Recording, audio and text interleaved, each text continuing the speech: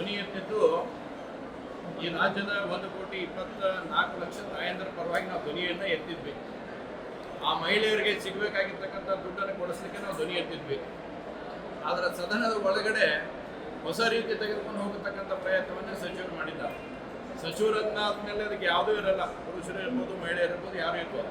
ಆದರೆ ನಾವು ಭಾಳ ಸ್ಪಷ್ಟವಾಗಿ ಹೇಳಿದ್ದು 1,24,00,000 ಈಗಲೂ ತಪ್ಪಿದ್ದಾರೆ. ಮತ್ತೆ ಹೇಳೋ ಮುಂದೆ ಅದು ಒಂದಿರಲಿ ತಮ್ಮೆಲ್ಲರ ಗಮನಕ್ಕೆ. ಮೊನ್ನೆ ಉತ್ತರ ಕೊಟ್ಟಿದ್ದು 1,24,00,000, ಈಗ ಹೇಳಿದ್ದು 1,26,00,000. 2 ಲಕ್ಷ ಡಿಫ್ರೆನ್ಸ್ ಹಂಗೆ ಬರ್ತಾ ಇದೆ. ನೋಡೋಣ ಎಲ್ಲಿಗೆ ಹೋಗಿ ನಿಲ್ಲುತ್ತೆ ಅನ್ನೋದನ್ನು ಕೂಡ. ಆದರೆ ಇದರ ಮುಂದುವರೆದ ಭಾಗವಾಗಿ ಅನೇಕ ಸಂಗತಿಗಳು ಇವತ್ತು ಮಹಿಳಾ ಮತ್ತು ಮಕ್ಕಳ ಇಲಾಖೆಯಲ್ಲಿ ನಡೆದಿರ್ತಕ್ಕಂಥ ಸಂಗತಿಗಳೆಲ್ಲ ಕೂಡ ನಾನು ಮಾಧ್ಯಮದ ಮಿತ್ರರ ಗಮನಕ್ಕೆ ತರಲಿಕ್ಕೆ ಇಚ್ಛೆಪಡ್ತೇನೆ. ಇವತ್ತು ನೋಡಿ, ನಾನು ಈ ವಿಷಯಕ್ಕೆ ಸಂಬಂಧಪಟ್ಟಂಗೆ ಅನೇಕ ಅಧಿಕಾರಿಗಳಿಗೆ ಇದರ ಮಾಹಿತಿಯನ್ನು ತೆಗೆದುಕೊಳ್ಳಕ್ಕೆ ನಾನು ಪ್ರಾರಂಭ ಮಾಡಿದ ಮೇಲೆ ಮೊದಲೇ ದಿವಸ ಯಾರಿಗೂ ಏನು ಇನ್ಫಾರ್ಮೇಷನ್ ಇದ್ದಿಲ್ಲ. 3 ಜಿಲ್ಲೆಯವರು ನೇರವಾಗಿ ಉತ್ತರ ಕೊಟ್ಟರು. ನನಗೆ ಫೆಬ್ರವರಿ ಮತ್ತು ಮಾರ್ಚ್ ಕಂತುಗಳು ನಮಗೆ ಬಂದಿಲ್ಲ ಅಂತಕ್ಕಂಥದ್ದನ್ನು ಸ್ಪಷ್ಟ ಉತ್ತರ ಕೊಟ್ಟರು. ಮುಂದುವರೆದು ನಾನು ಅನೇಕ ಜಿಲ್ಲೆಗಳಿಗೆ ಈ ಮಾಹಿತಿಯನ್ನು ಕೇಳಿದ ಕ್ಷಣನೇ ಯಾವಾಗ 9ನೇ ತಾರೀಕಿಗೆ ಸದನದಲ್ಲಿ ಇದರ ಪ್ರಸ್ತಾವನೆ ಆಯಿತು, ಅದರ ಮುಂದೆ ಕೇಳಿದಿರ್ತಕ್ಕಂಥ ಎಲ್ಲ ಇಲಾಖೆ ಅಧಿಕಾರಿಗಳು ತಪ್ಪಿಸ್ಕೊಳ್ಳುವಂಥ ಪ್ರಯತ್ನ ಮಾಡಕತ್ತರು. ಯಾರು ಉತ್ತರ ಕೊಡಲಾದ ರೀತಿಯಲ್ಲಿ ಬರಾಕತ್ತರು. ನಾನು ಯಾವಾಗ ಅವ್ರಿಗೆ ಫೋನ್ ಮುಖಾಂತರ ಮಾತಾಡಿದ್ಮೇಲೆ ಕೂಡ ಇವತ್ತು ಅನೇಕ ಅಧಿಕಾರಿಗಳು ಯಾವ ರೀತಿ ಸಚಿವರು ಉತ್ತರ ಕೊಟ್ಟರು ಅದೇ ರೀತಿ ಉತ್ತರ ಕೊಡ್ತಕ್ಕಂಥ ಪ್ರಯತ್ನವನ್ನು ಮಾಡಿದ್ದಾರೆ. ಅಂದರೆ 2023, 2025 ಆಗಸ್ಟ್ ಮಾಯವರೆಗೆ ನಾವು ದುಡ್ಡನ್ನು ಕೊಟ್ಟಿದ್ದೇವೆ, ನಮ್ಮ ಜಿಲ್ಲೆಯಲ್ಲಿ ಇಷ್ಟು ಜನ ಇದ್ದಾರೆ, ಇಷ್ಟು ದುಡ್ಡನ್ನು ನಾವು ಹಾಕಿದ್ದೇವೆ ಅಂತಕ್ಕಂಥ ಇನ್ಫಾರ್ಮೇಷನ್ ಕೊಟ್ಟರು.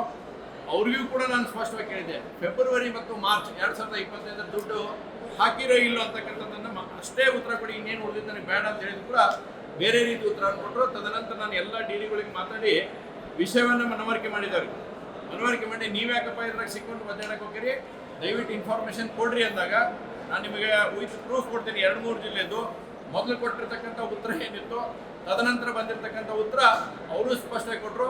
2025 ಫೆಬ್ರವರಿ ಮತ್ತು ಮಾರ್ಚ್ ದುಡ್ಡನ್ನು ನಾವು ಹಾಕಿಲ್ಲ ಅಂತಕ್ಕಂಥದ್ದನ್ನು ಉಪನಿರ್ದೇಶಕರುಗಳು ಕೊಟ್ಟಿರ್ತಕ್ಕಂಥ ಸಂಗತಿ 2 ಕಾಪಿನೂ ನನ್ನ ಕಡೆ ಇದಾವೆ. ಮೊದಲು ಕೊಟ್ಟಿರ್ತಕ್ಕಂಥ ಕಾಪಿ, 2 ಸಲ ಕೊಟ್ಟಿರ್ತಕ್ಕಂಥ ಕಾಪಿನೂ ಕೂಡ ಭಾಳ ಸ್ಪಷ್ಟವಾಗಿದೆ. ಇದಕ್ಕಿಂತ ದುಡ್ಡೇವೇಂದ್ರ ಮಹಿಳಾ ಮತ್ತು ಮಕ್ಕಳ ಅಭಿವೃದ್ಧಿ ಇಲಾಖೆ ಡೈರೆಕ್ಟರು ನಾನು ಕಳೆದ 3 ದಿವಸದಿಂದ ಅವರಿಗೆ ಮೇಲನ್ನು ಮಾಡಿದ್ದೆ. ಇಡೀ ರಾಜ್ಯದ ಸಮಗ್ರ ಮಹಿಳಾ ಮತ್ತು ಇದು ನಮ್ಮ ಗೃಹಲಕ್ಷ್ಮಿ ಯೋಜನೆಯ ಫೆಬ್ರವರಿ ಮತ್ತು ಮಾರ್ಚ್ ಕಂತನ್ನು ತಾವು ಕೊಟ್ಟಿದ್ದೀರೋ ಹೋಗಿಯೋ ಏನಂತಕ್ಕಂಥ ಮಾಹಿತಿಯನ್ನು ತಕ್ಷಣ ನನಗೆ ಒದಗಿಸ್ರಿ. ಸದನ ನಡೆದಿದೆ, ಸದನ ಒಳಗಡೆ ನಾನು ಇದನ್ನು ಮಾತಾಡಬೇಕಂತ ಹೇಳಿದಾಗೂ ಕೂಡ 3 ದಿವಸದಿಂದ ಇನ್ನೂವರೆಗೂ ಕೂಡ ಅವರ ಮಾಹಿತಿಯನ್ನು ಕೊಡ್ತಾ ಇಲ್ಲ. ಮೊನ್ನೆ ನಾನು ಮತ್ತೆ ಫೋನ್ ಮುಖಾಂತರ ನಾನೇ ನೇರವಾಗಿ ನಾನು ಮಾತಾಡಿದಾಗ ಇಲ್ಲ ನನಗೆ ಮೇಲ್ ಬಂದಿಲ್ಲ ಅಂತಕ್ಕಂಥದ್ದನ್ನು ಹೇಳಿದರು. ಇಮಿಡಿಯೇಟ್ ನಾನು ಅಲ್ಲೇ ಮೇಲ್ ಕಳಿಸಿ ಅದರ ಸ್ಕ್ರೀನ್ಶಾಟ್ ಹೊಡೆದು ಒಳ್ಳೆಯವ್ರಿಗೆ ವಾಟ್ಸಪ್ ಮಾಡಿದ್ದೇನೆ. ವಾಟ್ಸಪ್ ಮುಖಾಂತರ ಅವ್ರಿಗೆ ಪ್ರಶ್ನೆ ಕೇಳುವಂಥದ್ದನ್ನು ಮಾಡಿದೆ.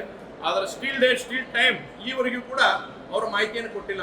ಅಂದರೆ ಇದ್ರ ಹಿನ್ನೆಲೆ ಏನೈತಿ, ಯಾಕೆ ಮಾಹಿತಿಗಳನ್ನು ಕೊಡಲಿಕ್ಕೆ ಇವತ್ತು ಅಧಿಕಾರಿಗಳು ಅನಿಸ್ತಾ ಇದ್ದಾರ, ಇದ್ರ ಹಿನ್ನೆಲೆ ಏನು, ಯಾಕೆ ಈ ರೀತಿಯಾದಂಥ ಸಮಸ್ಯೆ ಆಗ್ತಾ ಇದೆ. ಬೆಳಗಾವಿಯಲ್ಲಿ ಇರ್ತಕ್ಕಂಥ ಡಿ ಉಪನಿರ್ದೇಶಕರು ಅವ್ರಿಗೆ 9ನೇ ತಾರೀಕಿಗೆ ನಾನು ಹಾಕೇನೆ ಮೇಲ್ ಅವ್ರಿಗೆ. ಆ ಪುಣ್ಯಾತ್ಮ ಇವತ್ತಿನವರೆಗೂ ಕೂಡ ಅದರ ಇನ್ಫಾರ್ಮೇಶನ್ ಕೊಡಕ್ಕೆ ರೆಡಿ ಇಲ್ಲ. ಅಷ್ಟೇ ಅಲ್ಲ, ಇವತ್ತಿನವರೆಗೂ ಫೋನ್ ಎತ್ತಕ್ಕೆ ರೆಡಿ ಇಲ್ಲ. ಬೇರೆ ಬೇರೆ 10 ಫೋನ್ಗಳನ್ನು ತೊಗೊಂಡು ನಾನು ಡಿಗೆ ಫೋನ್ ಮಾಡಿದ್ರು ಕೂಡ ಎತ್ತಿ ಕಟ್ ಮಾಡ್ತಾರೆ. ಎಲ್ಲಿ ಇದನ್ನು ಕೇಳ್ತಾರೋ ಅಂತ ಭಯ ಐತಿ. ಯಾಕೆ ಅವ್ರಿಗೆ ಯಾಕೆ ಭಯ ಇರಬೇಕಿದು? ಉಪನಿರ್ದೇಶಕಗಳಿಗೆ ಭಯ ಅಂತಕ್ಕಂಥದ್ದು ಯಾಕಿರಬೇಕು? ಇರ್ತಕ್ಕಂಥ ನೈಜ ಸಂಗತಿಯನ್ನು ಕೊಡ್ತಕ್ಕಂಥದ್ದು ಅವ್ರ ಕರ್ತವ್ಯ ಐತಿ. ಆ ಕೊಡ್ತಕ್ಕಂಥ ಪ್ರಯತ್ನವನ್ನು ಅವ್ರು ಮಾಡಿಲ್ಲ. ಆದರೆ ಬೆಳಗಾವದ ಡಿ ಕೂಡ ಇನ್ನೂವರೆಗೂ ಅವರು ನಮಗೆ ರಿಪ್ಲೈ ಮಾಡ್ತಕ್ಕಂಥದ್ದು ಮಾಡಿಲ್ಲ. ಮತ್ತು ಮಹಿಳಾ ಮತ್ತು ಮಕ್ಕಳ ಅಭಿವೃದ್ಧಿ ಇಲಾಖೆ ಡೈರೆಕ್ಟರ್ ಕೂಡ ಇನ್ನೂ ಮಟ್ಟ ಇನ್ಫಾರ್ಮೇಶನ್ ಅನ್ನು ನಮಗೆ ಕೊಡ್ತಾ ಇಲ್ಲ. ಹಾಗಾದ್ರೆ ಇದ್ರ ಹಿನ್ನೆಲೆ ಏನು ಅನ್ನುವಂಥದ್ದನ್ನು ಕೂಡ ಆಗ್ತಾ ಇದೆ. ಈಗಾಗಲೇ ಸಚಿವರು ಕ್ಷಮೆಯನ್ನು ಕೇಳ್ತಕ್ಕಂಥದ್ದು ಹೇಳಿದ್ದಾರೆ. ಆದರೆ ಇವಕ್ಕೆಲ್ಲ ಉತ್ತರ ಕೊಡೋರು ಯಾರು? ಆ ಕಾರಣಕ್ಕಾಗಿ ನಾವು ಇನ್ನೂ ಅಧಿಕಾರಿಗಳು ಇದರಲ್ಲಿ ಯಾಕೋ ಒಂದು ಬೇರೆ ವಾಸನೆ ಬರುವಂತ ನಿಟ್ಟಿನಲ್ಲಿ ಇವತ್ತು ಇದು ಗೊತ್ತಾಗ್ತಾ ಇದೆ. ಯಾವಾಗ ನೀವು ವಿಷಯಗಳನ್ನು ಹೈಡ್ ಮಾಡಕ್ಕೆ ಪ್ರಾರಂಭ ಮಾಡ್ತೀರಿ, ಒಂದು ಸುಳ್ಳನ್ನ ಮುಚ್ಚಕ್ಕೆ ಹೋಗಿ 100 ಸುಳ್ಳು ಅಂತ ಹೇಳುವಂಥದ್ದು ಯಾವ ರೀತಿ ಆಗುತ್ತೆ, ಆ ರೀತಿ ಇವತ್ತು ಆಗ್ತಾ ಇದೆ. ಯಾಕೆ ಇನ್ನೂವರೆಗೂ ಕೂಡ ಡೈರೆಕ್ಟರ್ ಉತ್ತರ ಕೊಡ್ತಾ ಇಲ್ಲ, ಯಾಕೆ ಇನ್ನೂವರೆಗೂ ಬೆಳಗಾವಿ ಡಿ ಉತ್ತರ ಕೊಡ್ತಾ ಇಲ್ಲ, ಇದು ಬಹಳ ಸ್ಪಷ್ಟವಾಗಿರ್ತಕ್ಕಂಥ ಸಂಗತಿ.